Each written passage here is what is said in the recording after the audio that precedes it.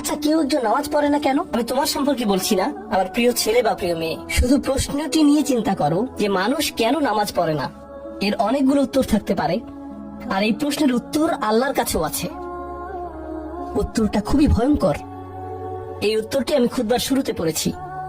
তিনি বলেন, ফালা সাদ্দাকা ওয়ালা সাল্লা ওয়ালাকিন কাযযাবা ওয়া তাওয়াল্লা। সে আসলে সত্য গ্রহণ করেনি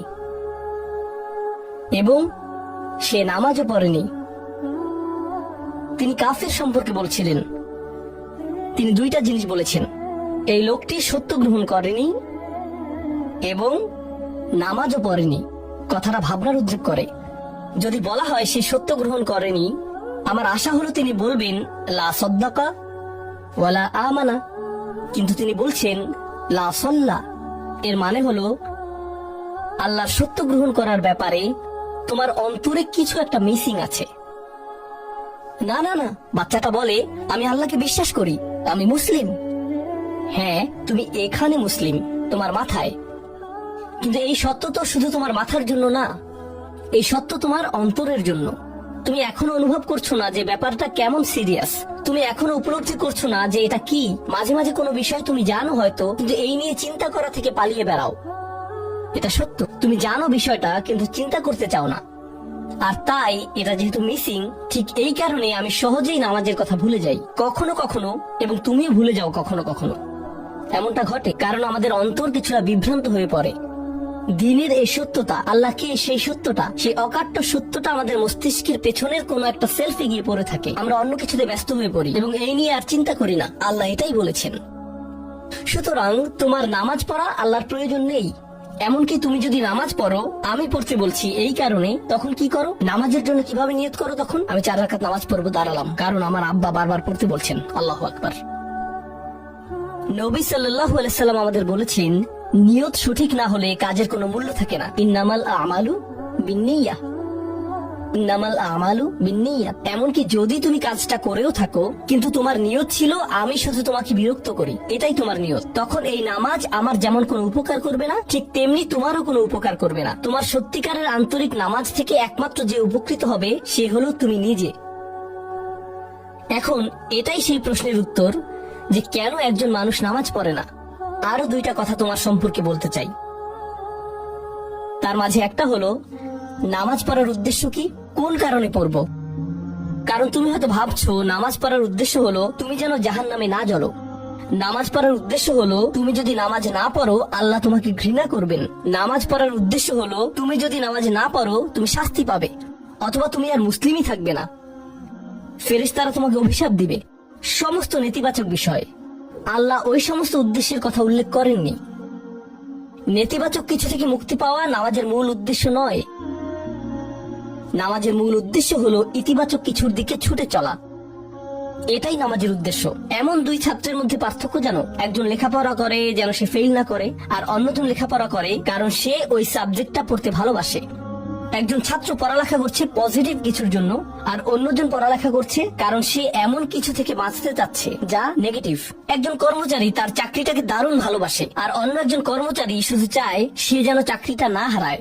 তারা একই চাকরি করছে, একেবারে অভিন্ন চাকরি, কিন্তু একজন চাকরিটা করতে পেরে কি যে খুশি, কত যে আনন্দ তার, আর অন্যজন খুবই হতাশ, সবসময় মনমরা ভাব। কেন?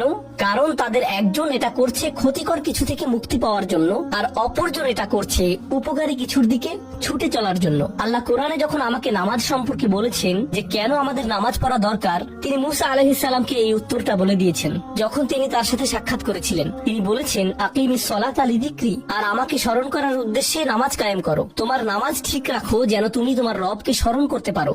আমি তোমাকে ইতিমধ্যে বলেছি যে তোমার আমার সম্পর্কটা খুবই সীমিত, কিন্তু তোমার সাথে আল্লাহর সম্পর্কটা অনেক আগে থেকে শুরু হয়েছিল, আর তার সাথে তোমার এই সম্পর্কটা অনন্তকাল ধরে বলবৎ থাকবে। তাই সেই সম্পর্কটির কথা স্মরণে আনা আবশ্যক, কারণ ভালো যত কিছু তোমার কাছে আসে তা আসে ওই সম্পর্কটা থেকেই। সামান্য কিছু ভালো জিনিস তোমার বাবার কাছ থেকে আসে, কিছু কিছু ভালো জিনিস, কিন্তু সকল ভালো জিনিস যা তোমার কাছে আসে তা আসে একমাত্র ওই সম্পর্কটির কারণে, যদি তুমি চাও সকল উপকারী জিনিস তোমার জীবনে অবস্থান করুক, তখন তোমাকে অবশ্যই তার কথা স্মরণ করতে হবে যার নিকট থেকে সকল কল্যাণের আগমন ঘটে, যার নিকট থেকে সকল নিয়ামতের আগমন ঘটে, সকল রিজিকের আগমন ঘটে, সকল হিদায়তের আগমন ঘটে। আর তাই আল্লাহ বলছেন, সর্বোত্তম যে উপায়ে তুমি এটা করবে তা হলো নামাজের মাধ্যমে তুমি আমাকে স্মরণ করবে। এজন্যই তোমার নামাজ পড়া দরকার। আচ্ছা, পরিশেষে এজন্যই তোমার এটা করা উচিত। কিন্তু তুমি এটা করছো বলেই সঠিক নিয়ত সহকারে আল্লাহ বলছেন, কেবল এখানেই শেষ নয়, এর কিছু উপকারিতাও আছে। কিছু ভালো জিনিস তোমার পথে আসবে যখন তুমি সত্যি সত্যি আল্লাহকে স্মরণ করবে। যখন তুমি আল্লাহকে স্মরণ করবে যেভাবে তিনি চান সেভাবে, আর যে উপায়ে তিনি চান তা হলো এই নামাজগুলোর মাধ্যমে। তুমি যদি এটা করতে পারো, আল্লাহ বলছেন, ইন্না সলাতা তানহা আনিল ফাহশাই ওয়াল মুনকার। এমনকি এই আয়াতেও ওয়ালা যিকরুল্লাহি আকবার, তিনি বলছেন নামাজের মধ্যে এই উপকারটি আছে যে এটা তোমাকে অশ্লীলতায় পড়ে যাওয়া থেকে রক্ষা করবে। কারণ অশ্লীলতা তোমার চারপাশে বিরাজমান, আর আমি প্রিয় পুত্র তোমাকে এটার সম্মুখীন হওয়া থেকে রক্ষা করতে পারবো না। অশ্লীলতা তোমার ফোনে, অশ্লীলতা তোমার স্কুলে, অশ্লীলতা তোমার বন্ধুদের মাঝে, অশ্লীলতা ঈদের অনুষ্ঠানে, যখন কোনো কর্নারে গিয়ে বন্ধুদের সাথে আড্ডা দাও, অশ্লীলতার উপস্থিতি তুমি সর্বত্র দেখতে পাবে। প্রতিবার যখনই তুমি অশ্লীলতার দিকে এগিয়ে যাবে, তোমার অন্তর ক্ষতিগ্রস্ত হয়ে পড়বে। আর আল্লাহ বলছেন, যদি তুমি এই নামাজগুলো আদায়ে যত্নবান হও, এগুলো তোমাকে অশ্লীলতার করাল গ্রাস থেকে রক্ষা করবে। একবার যদি তুমি অশ্লীলতায় ডুবে যাও, তখন তুমি হয়ে পড়বে যেমন তুমি যদি দূষিত বাতাসে নিঃশ্বাস নাও, প্রথম প্রথম তোমার কাশি আসবে, কিন্তু যদি এতে বেশিক্ষণ অবস্থান করো, একসময় এতে তুমি অভ্যস্ত হয়ে পড়বে। অশ্লীলতাও ঠিক এরকম, এতে আকণ্ঠ নিমজ্জিত থাকলে একসময় এটাকে আর বড় অপরাধ বলে মনে হবে না, নিজেকে এর থেকে রক্ষা করার কোনো গরজ অনুভব করবে না আর, কারণ তোমার প্রতিরোধ ব্যবস্থা দূষিত হয়ে গেছে। এরপর তুমি এমনকি আরো বিষাক্ত আচরণের জন্য প্রস্তুত হয়ে যাবে, এমনকি আরো জঘন্য বিষয় ওয়াল মুনকার, এমনকি আরো ঘৃণ্য কাজও তোমার দ্বারা সম্পন্ন হয়ে যেতে পারে। অধপতনের অতল গহ্বরে হারিয়ে যাওয়া থেকে এই নামাজগুলো তোমাকে রক্ষা করবে। এই জন্যই তোমার নামাজ পড়া দরকার। এই সমস্ত কারণেই তোমার নামাজ পড়া প্রয়োজন। আমি বলেছি এই জন্য না। এই সমগ্র ভ্রমণের শেষে সিদ্ধান্তটা সম্পূর্ণরূপে তোমার। কারণ আল্লাহ হয়তো আগামীকালই আমাকে নিয়ে যেতে পারেন, আল্লাহ হয়তো আমাকে 1 বছরের মধ্যেই নিয়ে যেতে পারেন। তোমার এবং আমার মাঝে যে এই সম্পর্কটা বর্তমানে আছে, এমনকি যদি আমরা 100 বছরও বাঁচি, আমরা এর চেয়ে বেশি বাঁচতে পারবো না। একটা সময় আছে যখন এর সমাপ্তি ঘটবে, কিন্তু ওই সম্পর্কটি, তুমি যদি সত্যি ওই সম্পর্কটি সম্মান করতে চাও, নামাজ পড়ো। তোমার প্রতি এটাই আমার উপদেশ। এখন আমি পিতামাতার উদ্দেশ্যে কথা বলবো। এটা হবে ছোট্ট একটা রিমাইন্ডার আমার জন্য এবং আমাদের সবার জন্য, আমাদের পিতামাতাদের জন্য। সন্তানাদি আল্লাহ প্রদত্ত একটা নিয়ামত। তাদেরকে এজন্য দেওয়া হয়নি যেন আমরা তাদের নিয়ন্ত্রণ করতে পারি।